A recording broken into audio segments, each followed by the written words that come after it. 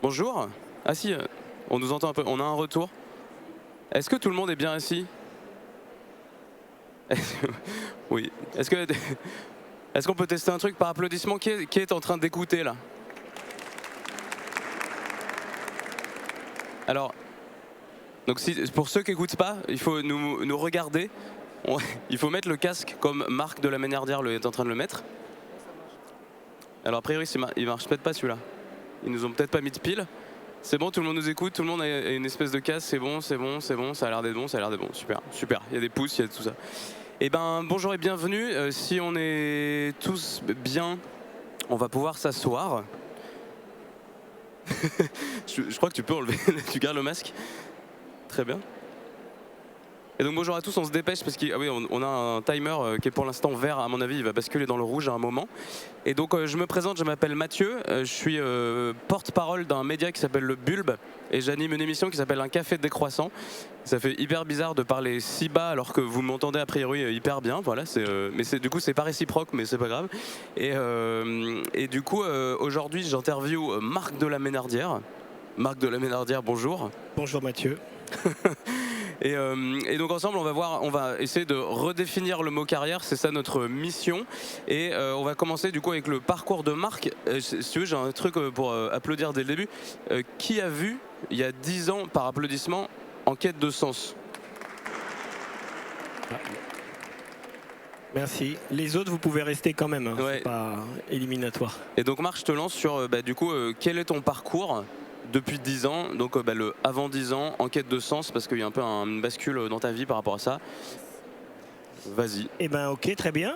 Donc j'essaie de vous raconter ma vie brièvement. La dernière fois que je l'ai fait, c'était un petit film de vacances, mais qui a quand même fait 200 000 entrées en salle. Donc ça valait le coup. Et de ce que j'ai compris, c'est pour ça qu'ils m'ont invité aujourd'hui, c'est que dans les fondateurs de Change Now, il y a eu ce film qui a inspiré un peu justement cette idée de... On peut faire une école de commerce, mais c'est peut-être bien d'être aligné avec les enjeux du moment.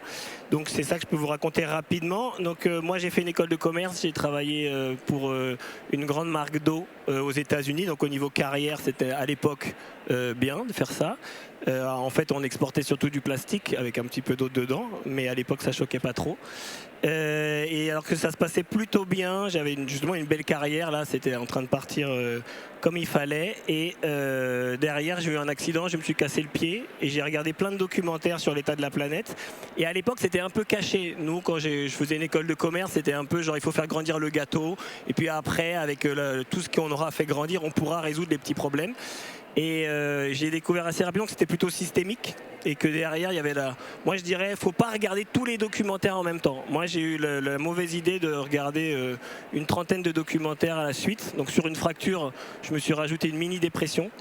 Et je me suis fracturé un peu mon conditionnement. Donc je pense qu'il y avait 3 volets à la série que j'ai regardé. C'était la destruction du vivant par les multinationales. Donc cette idée de la privatisation du vivant, que la multinationale, la corporation, était un peu comme un psychopathe. Il y avait vraiment les 10 caractéristiques selon l'OMS du psychopathe et la multinationale rentrait quasiment dans les 10 critères.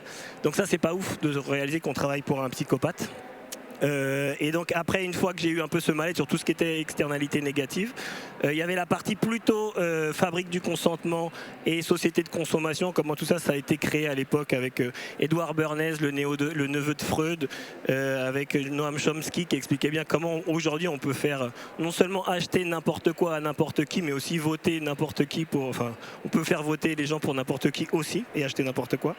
Et ça, le fait de prendre conscience qu'à travers moi ce que je faisais, il y avait cette idée en effet de braquer un peu une partie du bien commun pour exporter du plastique. La deuxième chose, c'était de voir que le fait de capter l'attention des gens, l'inconscient des gens, manipuler les inconscients pour les mettre dans de la pulsion, à force, en fait, à terme, ça vient créer justement ce qui, normalement, dans la société est censé être ce qu'on appelle l'énergie libidinale, ça veut dire une énergie de vie que je mets au service de la société. En fait, elle était captée et détournée pour justement être dans la pulsion. Donc, si un exemple concret, c'est si je trouve une femme belle, je lui fais la cour et je crée une famille, je diffère la pulsion. Là, je me dis, on est en train de créer des êtres pulsionnels, c'est-à-dire que c'est tout de suite, et ça désaffecte les gens. Et je me suis dit, on va créer quelque part des êtres désaffectés, et ça va être de plus en plus dur d'être en société si on est dans la pulsion tout le temps. Donc je me suis dit, crise écologique, manipulation un peu de l'inconscient, et après il y avait tout ce qui était autour de la société de la surveillance, qui je pense est un monde qui est en train d'arriver encore plus vite avec les dernières élections.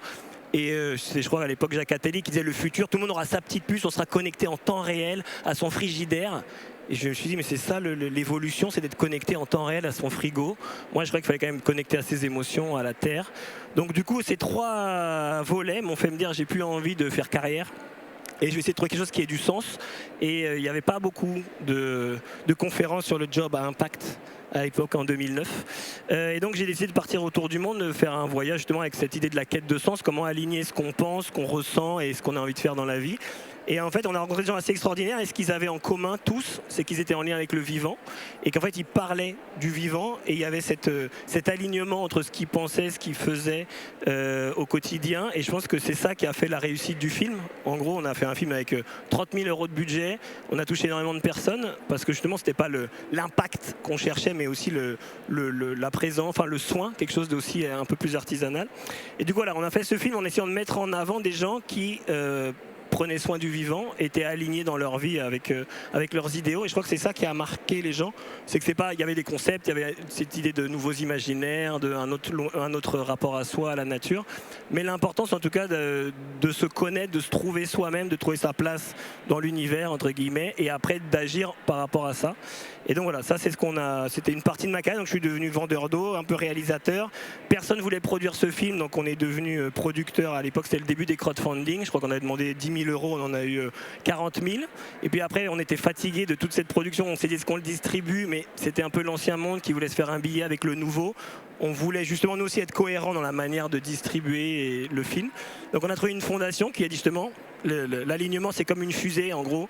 Il faut que ça soit aligné jusqu'au... Enfin le pas de tir de la fusée doit être vraiment bien, sinon vous allez un peu vous décaler. Donc gardez la main. Donc on a distribué nous-mêmes le film. Je crois que c'est 500 associations qui derrière justement se sont accaparées notre projet. Et voilà, c'est comme ça qu'en tout cas le film en quête de sens a pu rayonner. Et après la conclusion du film, c'était justement ne cherchez pas de travail. Donc ça c'est embêtant parce que je m'étais quand même dit, mon père était un peu en panique depuis le temps que je faisais un film sur l'écologie, l'intériorité. Et du coup cette phrase de Satish Kumar qui interviendra je pense ce soir, c'était ne cherche pas de travail, ne sois pas juste un instrument pour faire de l'argent pour un employeur, vous êtes des êtres créatifs, les humains on est des êtres créatifs, donc invente un mode de vie élégant, poétique. Et fais-toi confiance, fais confiance aux autres. Donc je lui ai dit ça me plaît beaucoup ce que tu me racontes, mais je sens qu'il manque un truc. Il m'a regardé comme ça, il m'a dit le courage. Je lui ai dit peut-être. Sous-titre va chercher tes couilles, tu reviendras me parler quand tu les auras trouvées. Ce que j'ai fait 7 ans plus tard, j'ai mis un petit peu de temps entre l'idée, l'information et passage à l'action. Des fois c'est un peu long. Je pense qu'il y a un timing qu'il faut respecter avant de se lancer, sinon après ça peut partir aussi au casse-pipe. Et donc j'ai fait ça. Et donc là maintenant voilà, je suis j'ai appris plein de métiers. Moi je pensais que habiter le monde poétiquement, enfin chercher la poésie c'était un truc qui me parlait, mais il y a des fois c'est plus dur. Moi j'ai pas compris qu'habiter le monde poétiquement c'était devenir chauffagiste, électricien, homme à tout faire, femme de ménage. Donc on a créé une petite ferme à la campagne où on accueille aussi pour des séminaires et on a une activité agricole, on fournit les biocopes et certaines cantines. Mais du coup voilà, c'est plein de métiers en un, et des fois la poésie on la voit pas tous les jours. Mais ça fait du sens parce que voilà, le fait de pouvoir être plus autonome et le fait de voir aussi les humains qui viennent et en quelques jours, en pas longtemps, le déconditionnement qui arrive quand on met les mains dans la terre, quand on prend le temps de se rencontrer, de faire du théâtre, du chant, de la danse et de réfléchir à ce qu'on a envie de faire dans la vie ou dans quelle direction on a envie d'amener son entreprise, et ben j'ai l'impression que ça prend 2-3 jours de déconditionner les humains et de leur faire toucher l'authenticité. Et du coup voilà, l'avantage c'est que voilà, une bonne tomate bien cuisinée qu'ils ont été chercher eux-mêmes dans le jardin, ça vaut des livres et des conférences sur le changement. Et pour moi en tout cas la conclusion de tout ça c'est que c'est pas les concepts mais c'est l'expérience qui fait changer les gens. On convainc pas des gens avec des concepts, on va pas convaincre un cynique avec des concepts, mais par l'expérience de quelque chose de plus authentique. Et ça voilà, ça fait 8 ans et là je peux breveter le concept, ça marche. Alors merci. Merci. Bravo. C'était pas ça la question. Non je rigole. Tu as tout de suite parlé de Satish Kumar, je pensais qu'on allait parler plus tard. Mais donc le parcours, c'est donc tu as réalisé Enquête de sens, ça a été un carton, ça a été vu par 200 000 personnes, comme tu l'as dit au moins, parce qu'il y a ce truc-là. Et après, tu as créé Cambrousse, qui est donc une ferme dans laquelle, du coup, comme tu viens de le dire, tu produis des choses, enfin tu produis des aliments pour les biocoop et les cantines. Des aliments et des prises de conscience. Des aliments et des prises de conscience. Et en plus, du coup, tu fais venir des gens pour se prendre un shoot, quoi. Enfin, c'est ça, tu les. Oui, parce qu'en fait, moi, j'ai réalisé que vivre lentement, prendre soin de son potager, bricoler, en fait, c'est pas juste construire un monde solidaire et écologique, c'est avoir une vie de retraité, sans la pension. Donc à un moment, j'ai été obligé de me dire, il faut aussi que on puisse gagner notre vie, exactement. Et donc voilà, donc c'est ça l'idée, c'est les deux, c'est qu'il y ait à la fois un côté accueil et à la fois un côté prendre soin du sol. Moi j'aime bien le triptyque de Satish Kumar quand il dit Soil, Soul and Society, prendre soin du sol, prendre soin du social, de la société et prendre soin de notre âme, parce que je pense que c'est ce qui manque un peu aujourd'hui. Et encore plus dans l'écologie où il y a besoin vraiment de ne pas avoir une écologie juste intellectuelle, ou juste flageller avec les rapports des GIEC. Je pense que ça, à un moment, ça suffit plus. Donc il faut aussi nourrir son âme avec d'autres interactions, d'autres expériences. Donc c'était un peu ça, de mettre dans un endroit tout ce que moi j'avais aimé, ce qui m'avait touché dans les voyages, et de le faire expérimenter aux gens en réduisant leur bilan carbone, en n'ayant pas besoin d'aller à l'autre bout du monde. Les outils sont là. Et donc là, c'était pas une question, je tente une sortie de route. Très bien. Tu as commencé déjà un peu à esquisser la réponse. Là, notre mission, c'est de redéfinir le mot carrière, mais est-ce que le mot carrière a encore un sens en fait ? Alors, carrière, dans carrière, déjà, moi je vois une carrière, c'est profond, on s'enterre un peu. Donc je pense que je sais pas si c'est vraiment le bon mot. Carrière, même il y a hier, je me suis dit dans le métro, carrière c'est hier. Il y a car, donc je pense que voilà, voiture et hier, donc deux trucs pas trop écolo.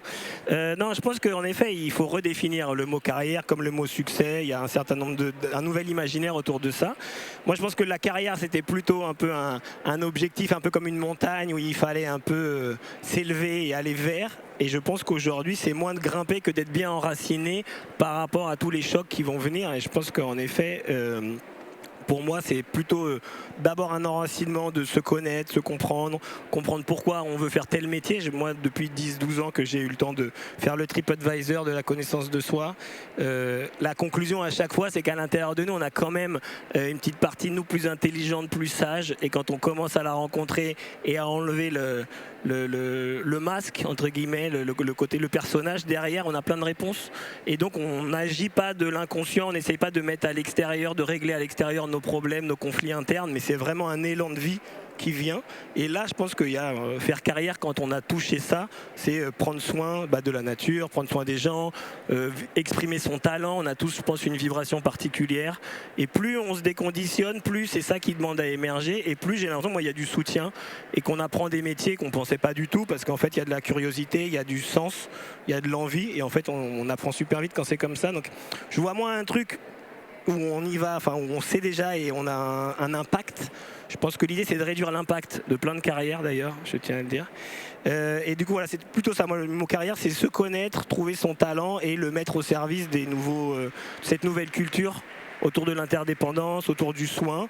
Et si ça, on arrive à prendre soin de soi, de la nature, du lien entre les gens, ça sera une vie réussie en tout cas pour moi. Et après, c'est comment réussir à en vivre un minimum. Et donc ça, c'est aussi le deuxième enjeu. Parce que c'est ça, tu disais tout à l'heure, tu parlais de la retraite directe, et c'est vrai qu'il y a une espèce de truc un peu bizarre de fonctionnement on bosse à fond, après on est à la retraite d'un coup, enfin c'est déjà ne serait-ce que ça, n'a plus vraiment de sens aujourd'hui. Oui, et surtout qu'on va être tellement fatigué que c'est au moment où tu t'arrêtes que ton corps il suit plus et que tu peux plus faire grand chose. Et plus en plus, là dans les dernières découvertes de neurosciences, je pense que c'est plus dur de changer son état d'esprit en vieillissant. Donc plus tôt on s'ouvre et on voit, on fait plein d'expériences, plus tôt on trouve qui on est, ce qu'on a envie de faire. Donc je pense qu'en effet, dommage d'attendre la retraite pour vivre, et autant la prendre tout de suite, quoi. Et d'accepter de vivre un peu plus pauvrement, mais je pense qu'une vie, les vies que je vivais avant, matériellement riches, elles étaient spirituellement très pauvres. Et donc il y a aussi cette idée de redéfinir qu'est-ce qu'est la richesse, et que la richesse c'est aussi des relations, le sens. Et j'ai l'impression que quand on a du sens dans ce qu'on fait, on se pose même plus trop la question du bonheur, parce que justement il y a quelque chose d'autre. Donc je pense que c'est plutôt viser ça. Et je pense qu'on ne peut pas viser le sens tant qu'on ne s'est pas vraiment rencontré et qu'on ne comprend pas tous les fils qui nous pilotent. Et moi je pense que mon plus gros kiff, c'est immatériel, c'est avoir des prises de conscience de comment je suis piloté par mon inconscient et me dire ah ouais, en fait ça c'était pas moi, ça c'est des parties de moi. Et ça, je pense, ça ouvre le cœur, ça crée un espace et ça donne de l'énergie pour faire. Donc je pense que c'est important, sinon on peut aussi burn-outer en voulant faire de l'impact, en voulant faire un truc qui a du sens, mais en n'étant pas à l'écoute de ce qui est vivant en nous. Donc c'est un peu cet équilibre à trouver, je dirais. Et pour continuer les métaphores, le fait de se chercher soi-même, c'est un peu une formation continue. Parce que parfois on pense qu'on a atteint quelque chose et en fait on n'a jamais atteint quelque chose. Bref, comment... C'est les échafaudages, si je peux donner la métaphore, donc la connaissance de soi c'est un échafaudage. On monte, on a pris de la hauteur, on a compris un truc et après il faut être capable de lâcher l'échafaudage et remonter encore et de ne pas faire de ces dernières prises de conscience, des nouvelles croyances et de ne pas les figer. Et quand ça c'est continu, en fait la vie elle devient super excitante et voilà. Et peu importe le contexte extérieur, en fait il y a une espèce de truc intérieur qui est là et il y a de la joie, il y a de l'envie et je pense que c'est ce qui manque un peu aux humains. Et c'est quoi ton bilan là après 10 ans? Parce que En quête de sens c'était en 2015. Ouais. Et donc là ça fait 10 ans que tu as fait ton énorme shift et après que tu es parti à un Cambrousse. Et là donc c'est quoi ton bilan de vraiment avoir remis les mains dans la terre? Et donc c'est la question que je te posais, donc c'est les découvertes que tu as fait, les émerveillements et aussi peut-être je sais pas des croyances que tu avais avant d'aller vraiment mettre les mains dans la terre et t'en es où aujourd'hui là? Le début c'est que la campagne c'est pas, moi j'avais rencontré les Satish Kumar ou les Pierre Rabhi et que quand je suis arrivé à la campagne je me suis fait accueillir par le voisin qui m'a dit qu'est-ce que tu vas faire dans ton champ parce que je te préviens le bio c'est de la merde. Donc j'ai dit au mec Bernard si tu es en train de me dire que le cahier des charges du bio n'est pas assez ambitieux, je suis d'accord avec toi. Mais c'était pas ça qu'il voulait me dire, Bernard. Donc j'ai dû apprendre que voilà, à collaborer avec mes voisins déjà, et qu'on ne choisit pas ses voisins à la campagne. Oui, Satish Bernard, on l'appelle à garder. On ne choisit pas ses voisins, et donc ça oblige à être aussi en lien avec les gens et pas à avoir ce qui nous oppose, mais ce qui nous réunit. À partir du moment où ton voisin il a un plus gros tracteur que toi, tu es obligé d'être copain avec ton voisin en fait. Donc tu vas pas aller sur les sujets clivants, tu vas aller sur d'autres trucs. Et après, c'est là où tu te rends compte que par la nourriture, par plein de sujets, en fait, il y a des points communs et les choses bougent. Donc je pense qu'en ce moment d'ailleurs il y a un gros clivage, les méchants racistes de la campagne et les gentils parisiens écolos solidaires, et je pense que le fait de cette expérience là, moi ça m'a appris que faut prendre l'humain là où il est, on est le fruit de nos expériences, de ce qu'on a, des gens qu'on a rencontrés, de l'environnement dans lequel on grandit, et après c'est d'essayer de trouver comment ouvrir un peu au fur et à mesure, mais en trouvant ce qui nous unit plutôt que ce qui nous divise. Ce qui sera peut-être un projet de documentaire, on en parlait avec une amie, de voir comment on aide les gens à être très différents, à trouver des points communs plutôt que d'aller là où on n'est pas d'accord. Donc ouais, j'ai appris ça, coopérer avec des chasseurs et des Intervention. bio, vas-y. Là, tu as dit qu'est-ce qui te réunit avec Satish Bernard. Ouais. Là, tu as juste parlé du tracteur qui est plus gros que toi, donc tu as besoin de lui, c'est ça que tu veux dire? Mais qu'est-ce qui te réunit avec lui? Non, mais le fait que justement, quand tu dois gérer une commune ensemble, où il y a des sujets sur lesquels on a des choses en commun, donc je pense que le fait de s'entraider quand, je sais pas, il y a besoin de foin, ou il y a besoin, sur les animaux, il y avait une vache, il avait perdu une vache la dernière fois, elle était dans les bois, voilà, on va devoir récupérer une vache avec son voisin, ça crée du lien par exemple. Ça c'est un truc à Paris c'est plus rare, mais voilà, ce genre de choses. Il y a des fois je suis obligé de me taper les fêtes locales où moi je mange plus de viande et des fois je suis obligé quand même un petit peu de manger des escargots et d'autres trucs. Ça va. Je digère, je sais pas si c'est les conversations que je digère pas ou les escargots des fois, ouais. Mais voilà. Donc il y a ça, donc blague à part, je pense que ouais, il y a des trucs qui relient. Donc relier ça, je pense que c'est la capacité d'un humain quand on le met dans un environnement beau.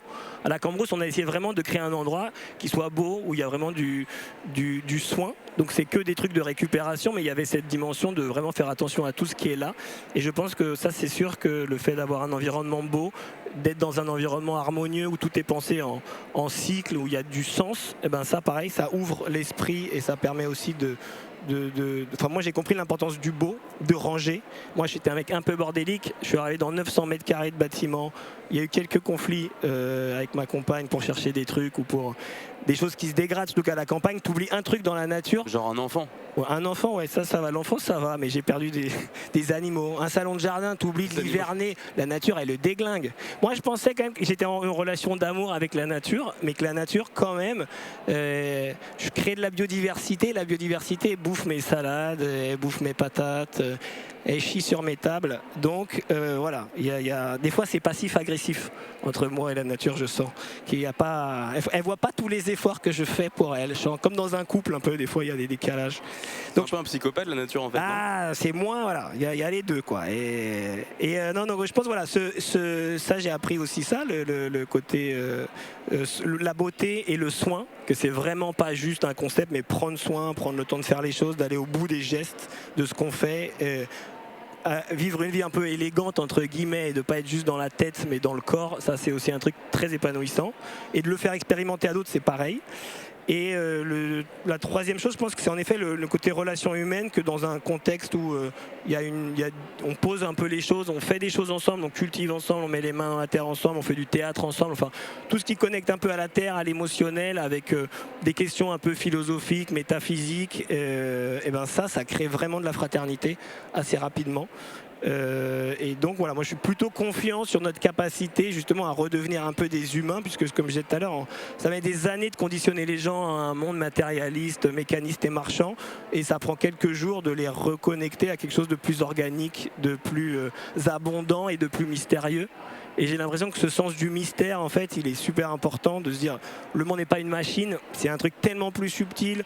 Notre conscience, elle est quelque chose de beaucoup plus vaste. Moi, je pense qu'il y a un certain nombre de découvertes scientifiques dont on n'a pas fait les déductions philosophiques. Et le jour où on va vraiment être capable d'expliquer ce que ça implique pour notre société, de remettre de la conscience dans les choses, de comprendre que la Terre est un organisme, au moins un système vivant, que notre esprit, notre inconscient, comment est-ce que ça fonctionne, notre système nerveux, on est inconscient de comment est-ce que ça fonctionne. Enfin, il y a plein de découvertes, mais on l'a pas mis en place, on n'a pas donné les outils aux enfants, aux gens, pour être justement bien avec eux-mêmes. Quand tout ça, ça va arriver, je pense que le nouveau récit, il est plutôt là que simplement les gentils écolos contre les méchants fachos et compagnie. Je pense que c'est plutôt l'être humain qui découvre qu'en fait il avait une mauvaise perception de lui-même et du réel, et cette nouvelle perception du réel plus consciente en fait amène des nouvelles institutions, un nouveau mode de culture, des nouvelles institutions qui représentent ça, et du coup c'est ça qu'il faut raconter, plus tous les nouveaux récits, plus tout ce qu'il faut déconstruire, c'est sûr. Mais voilà, c'est un peu ça les grandes découvertes de 8 ans, à bouger des trucs. Parce que c'est ça aussi dans les nouveaux métiers. Moi, si vous êtes un peu à la campagne, c'est bougeur de trucs. Moi, je bouge du foin, je bouge des palettes, je bouge du fumier, je bouge tout le temps des trucs. J'ai jamais été fan des voitures, mais là, depuis quelques temps, moi, je suis complètement fan des remorques. Des fois, je regarde les remorques, je me dis, putain, tout ce qu'on pourrait faire ensemble. Tu sais ce que c'est une ridelle alors ? Ah bah oui, non, mais là, comme on disait quand on discutait tout à l'heure, moi je regarde, enfin je parle avec mes voisins du nombre de millimètres qu'il est tombé en fait. Je parle de coupe-bordure, enfin j'ai des discussions qui n'intéresseraient personne ici. Nous quand il pleut, on râle à Paris quoi. Moi j'ai des noms de gens un peu célèbres dans mon téléphone. La vérité, le seul qui est utile c'est l'électricien, le chauffagiste, le plombier, parce que si ça marche plus, il se passe plus rien en fait. C'est peut-être les mêmes, non ? Ouais, il faut les former, mais en tout cas, ouais. Si on peut faire une sorte de synthèse de ce qu'on a raconté, ouais. C'est quoi en gros, redéfinir le mot carrière pour toi, ce serait apprendre à se connaître et savoir ce dans quoi on est bon pour rayonner et savoir ce qu'on peut apporter aux autres, mais du coup ne pas oublier ce que les autres peuvent nous apporter comme un énorme tracteur. Et t'as pas exactement dit ce que vous aviez en commun, est-ce que vous avez découvert, parce que vous étiez un peu en chien de faïence au départ ? Oui, non, ouais, c'est ça. Après, bon, Bernard, lui, c'est plus compliqué parce qu'il y en a, c'est pas pour cette vie non plus. Bon, en fait, dans le village, on fait les conversations de la Cambrousse, c'est-à-dire que on fait venir justement des intellectuels, des chercheurs, des artistes, et c'était sur le thème du vivant, prendre soin du vivant, donc c'est gratuit, donc normalement ils sont censés venir. Mais ce qui est marrant, c'est que le directeur du CNRS de Chizé, qui s'appelle Vincent Bretagnol, qui travaille sur le bio lui depuis 15 ans, il a fait plein d'études, il leur a montré pourquoi c'était plus rentable, et il m'a dit en fait, ils m'ont dit non, ils viennent pas parce que si jamais ils passent au bio entre guillemets, ça serait renier le clan. Et ça serait, en gros, ils ont dit à leurs parents que grâce à la technologie et grâce à la science, ils allaient être capables de s'émanciper justement des contraintes de la nature et qu'ils allaient moins travailler, que ça allait être mieux. Et donc là, ça voudrait dire faire confiance à la nature. Donc revenir en arrière. Donc là, il me dit c'est des biais cognitifs. Donc en fait, là, moi, c'est plus mon métier. Donc là, ça va être l'expérience. Et donc pourquoi je te dis ça, c'est qu'il y en a un, Jean-Marie, lui, qui a un bon accent que je comprends pas toujours quand il parle. Lui, je pense qu'à l'amour et dans le pré, il aurait un bon fan club. Et donc lui, par exemple, à force, j'avais pas tous les outils pour labourer le champ. Enfin, même on fait plus beaucoup de labour, mais en tout cas pour intervenir à certains endroits. Et lui, il l'a fait 3-4 ans de suite, et il a vu qu'il avait des meilleurs résultats chez nous que chez lui, alors que nous on met rien. Et du coup, par l'expérience, il s'est dit ah, je suis à la retraite, mais je pense que je vais donner ma ferme à quelqu'un qui veut faire du bio, parce qu'en fait, c'est plus rentable. Donc c'est pas par amour de la Pachamama, mais c'est que c'est plus rentable, parce qu'il a fait de l'expérience. Donc voilà, ce qu'on a en commun, c'est au moins de plus trop mettre des conneries dans le sol. Et en 39 secondes, du coup, là, tu as dit ce qui avait bougé chez un autre Bernard, du coup. Jean-Marie, pardon. Jean-Marie Bernard. On a des prénoms, c'est pas Kevin. Et on n'a toujours pas dit le mot Michel, donc c'est pas mal pour la campagne. Et du coup, en 27 secondes, là, c'est qu'est-ce qui a bougé chez toi alors Et ce qui a bougé chez moi, je pense que c'est l'espace intérieur là. J'ai fait de la place ici. Je pense que j'ai des émotions qui sont décongelées. Voilà, j'ai commencé à ranger ma chambre et du coup mon esprit un peu plus. C'est pas encore complètement rangé, mais c'est mieux. Et sinon, je pense que c'est le cœur qui s'ouvre et habiter un peu plus son corps pour être un peu plus à l'écoute de ce que la vie elle a envie de faire, comment elle a envie de jouer avec toi. Et je pense d'être à l'écoute de la vie en soi, de la vie à l'extérieur et commencer à danser avec tout ça. Et je pense que c'est ça un peu que je vous inviterai à faire, rencontrer la vie avec un grand V, parce qu'il y a des trucs merveilleux et que voilà, c'est quand même dommage ça devait être assez compliqué de créer les conditions de la vie sur Terre et d'être là à ce moment-là, à cette époque, donc autant danser, chanter et en profiter. Merci. Merci.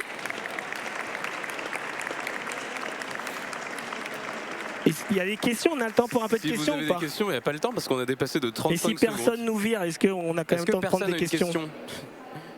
Il y a vraiment, je sais même pas, on n'a pas le droit de prendre une question, je pense, mais personne. Est-ce que quelqu'un nous dit go pour une question? Je sais pas, dans l'organe, non? Il y a un technicien qui nous interdit de prendre des questions. Je crois que c'est mort. On est basculé de l'autre côté là, donc je crois que c'est mort. Non. Vous pouvez venir nous voir si vous avez des questions. Yes. Merci. Et bonne journée à tout le monde.